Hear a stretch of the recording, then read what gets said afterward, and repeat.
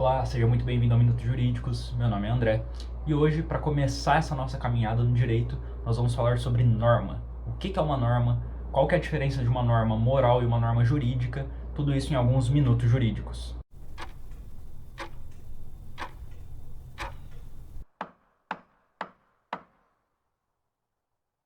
Bom, basicamente, a norma é uma regra que exprime algum tipo de comportamento que é considerado ideal.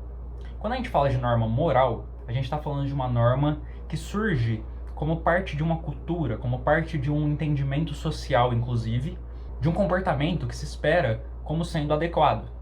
Agora, quando a gente fala de uma norma jurídica, também estamos falando de um comportamento que é tido como adequado, só que agora a gente está falando disso com uma força estatal. Quando a gente fala de uma questão de norma moral, o máximo que a gente pode ter é algum tipo de preocupação de a gente ter descumprido aquilo, alguma punição da nossa própria consciência, ou talvez até de algum tipo de exclusão social, das pessoas olharem feio pra gente por não gostarem daquilo que a gente tinha feito. Quando a gente fala de uma norma jurídica, a punição que vem por você não ter tido o comportamento que era considerado adequado, ela vem por força do Estado. E ela pode ser tão simples quanto uma multa, como coisas mais graves e mais sérias, como uma pena que tire a sua liberdade, como é os casos das pessoas que acabam indo para a prisão por terem cometido algum tipo de crime. É importante entender, no entanto, que as normas jurídicas, ela pode ser de origem estatal, como por exemplo de uma lei que se impõe e que define algum tipo de comportamento como sendo esperado, ou ela pode ser uma norma jurídica, mas de caráter convencional.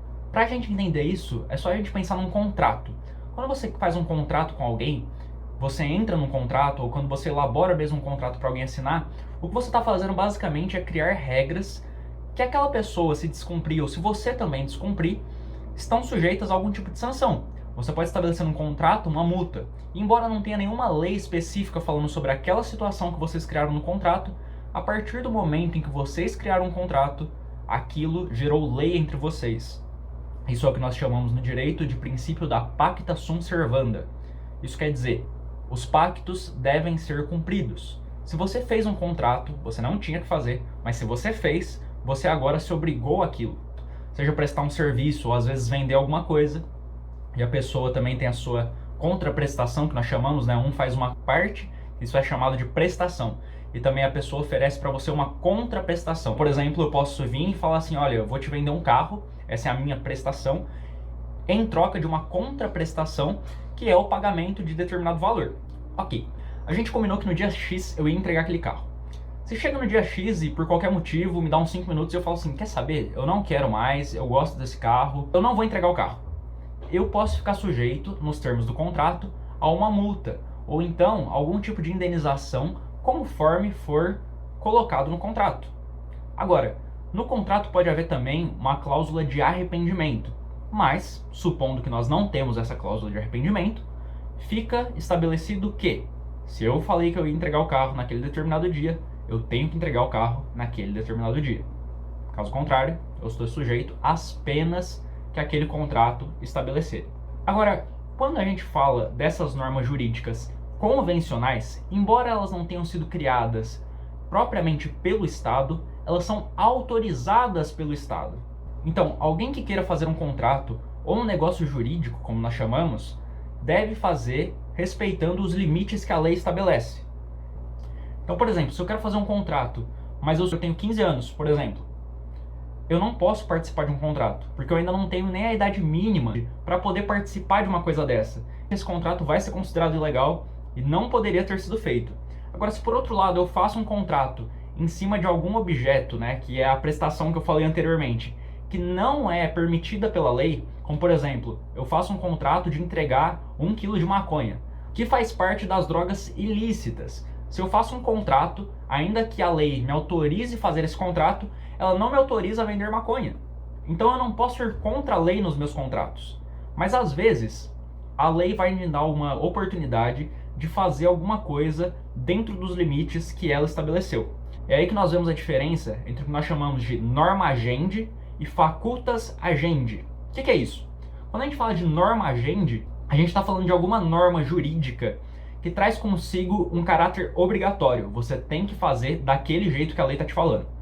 Quando você fala de facultas agendi, você está falando de uma norma jurídica que o Estado trouxe para você, dentro da qual você tem alguma liberdade para fazer da forma que você quiser. Você não é totalmente livre, você está dentro da lei ainda, mas você tem liberdade para estipular algumas coisas segundo o que você achar certo e o que a outra pessoa que está entrando nesse contrato, nesse negócio jurídico com você, também acharem certo. Tem duas coisas muito importantes também sobre esse tema. Quando você faz um contrato, ainda que você tenha criado uma norma para você, isso não traz para você a autoridade de fazer com que essa norma se cumpra. Então, por exemplo, se eu não entreguei o carro e agora a pessoa com quem eu fiz o contrato quer me cobrar e eu continuo negando em entregar o carro e também não quero pagar a multa, porque se eu não queria nem entregar o carro, também não quero pagar a multa, essa pessoa não pode chegar pra cima de mim com uma arma ou talvez com um taco de beisebol, falando tipo assim, não, me paga, me paga. Não é assim que funciona. A pessoa não tem autonomia para isso. O Estado tem autonomia para isso. E aí que entra a grande diferença entre as normas morais e as normas jurídicas. Nas normas jurídicas, o Estado tem força para fazer com que aquela norma seja cumprida de uma forma ou de outra, ainda que seja, pelo menos, para aplicar a sanção que é cabível no descumprimento daquela norma jurídica. Isso quer dizer que se eu descumprir o contrato, a outra pessoa pode trazer isso para o Estado resolver. Então ela vai levar o contrato, vai levar as provas de que nós firmamos esse acordo, de que eu tinha que entregar o carro, enfim. Ela vai fazer o que for necessário e a partir de então o Estado passa a intervir para garantir que eu cumpra, para que eu entregue o carro e também para que eventualmente eu pague também essa multa que a gente estipulou no caso de descumprimento. Por fim, para a gente deixar isso mais claro ainda, fica alguns exemplos da diferença de uma norma moral e de uma norma jurídica. Quando a gente fala de norma moral, muitas vezes a gente pode pensar no exemplo de tatuagens. Não tem nada de errado em você fazer uma tatuagem, mas por muito tempo e até hoje, isso ainda é visto pela sociedade como algo que é melhor não se fazer. Não estou dizendo que isso é o entendimento certo, não estou dizendo que você deva julgar as pessoas pelas tatuagens, mas muitas vezes, quando a pessoa tem uma tatuagem, isso faz com que muitas pessoas olhem para ela de uma forma diferente. No entanto, não tem nenhuma lei que fala que você não pode fazer tatuagem. Essa é uma norma moral. Tem um comportamento que a sociedade, de um modo geral, espera como sendo adequado, que é, não tenha tatuagem. A partir do momento em que você tem, você acaba sofrendo algum tipo de repreensão, como por exemplo, o olhar de certas pessoas em desaprovação, mas essas pessoas não podem fazer nada contra você, porque de novo, é uma norma moral.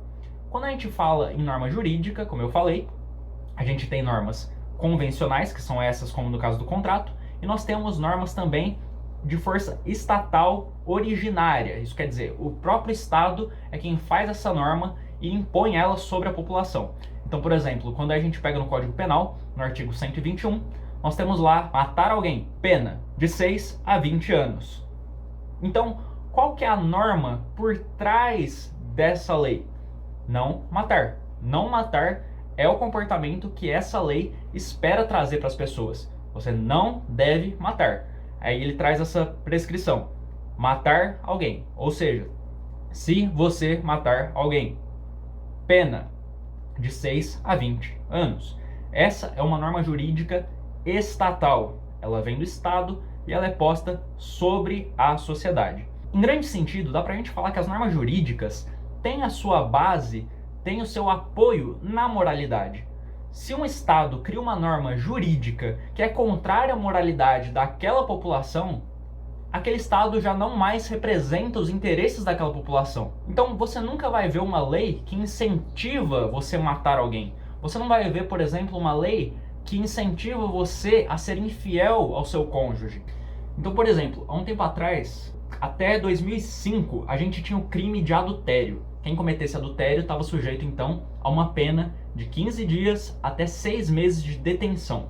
Nós não vamos entrar muito agora no que é detenção, no que é reclusão, nós vamos falar disso mais pra frente. Mas em todo caso, isso era um crime previsto no Código Penal. O Estado, pelo menos em tese, está mais preocupado em criar leis que façam com que a sociedade funcione de forma adequada, isso quer dizer, de forma harmoniosa, de forma que as pessoas convivam bem entre si.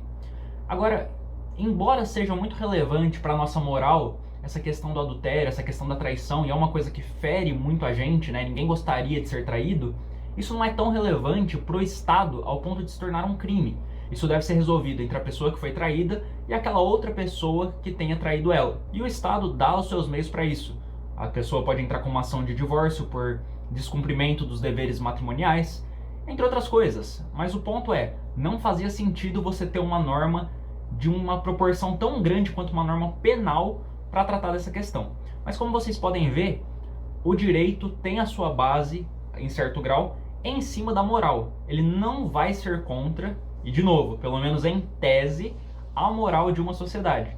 Se ele fizer isso, ele não representa mais aquela sociedade. Para concluir, eu queria trazer para vocês o Círculo de Bentham, que foi um justo filósofo que propôs essa ilustração. Um círculo maior, a moral, e um círculo menor dentro dela, no qual você tem o direito. O direito, então, como eu já falei, ele se apoia em algum grau à moral, mas nem todas as questões que são relevantes para a moral, como é o caso dessa da traição, é relevante para o direito.